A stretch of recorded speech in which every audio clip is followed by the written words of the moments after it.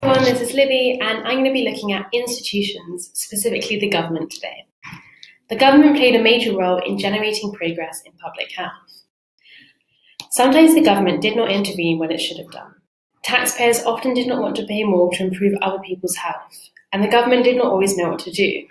This was the case with the cholera epidemics in the 1800s. The conclusion we can take from this is that governments were not always able to bring about progress in health and medicine.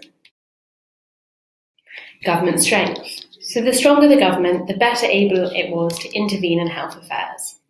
When the ancient Roman government was strong, it was able to provide better health services for people.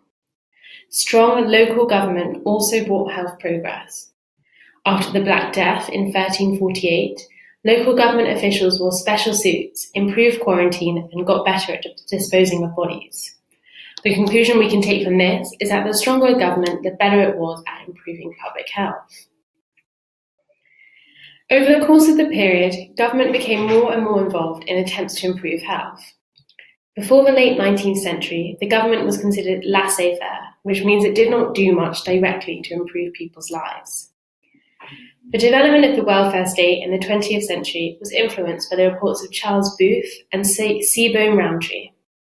The conclusion we can take from this is that those outside of the government were also able to influence public health. Edward Jenner faced opposition to his smallpox vaccine from the Church and the Anti-Compulsory Vaccination League. When the NHS was created after World War II, there was opposition from some doctors and members of the public. The conclusion we can take from this is that opposition to government action often slowed down the process of health reform. Vaccinations. The British government gave Edward Jenner £10,000 for his vaccination research in 1802. The government made the smallpox vaccination compulsory in 1853. The conclusion we can take from this is that the governments played a particularly important role in making medicine and vaccinations widely available. And finally, legislation or laws. Later in the period, the government was able to pass laws to improve public health, such as the Public Health Act in 1848. Living conditions improved most when governments passed meaningful laws, and the conclusion we can take is that one of the strongest ways government could act was through legislation. So when was the Public Health Act passed, as I just mentioned? We can remember that was in 1848. And as I discussed earlier, sometimes opposition to government action can slow down medical reform. So, for example, Edward Jenner faced opposition from the Church.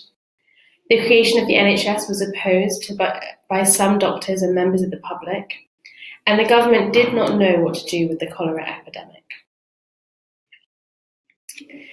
So Edward Jenner, as we just mentioned, who faced opposition from the Church, was researching vaccinations. And he received £10,000 from the British government to support this research. Okay, so that's everything I'm going to be talking about with regards to the government and its role in medicine in Britain. Thank you very much for listening.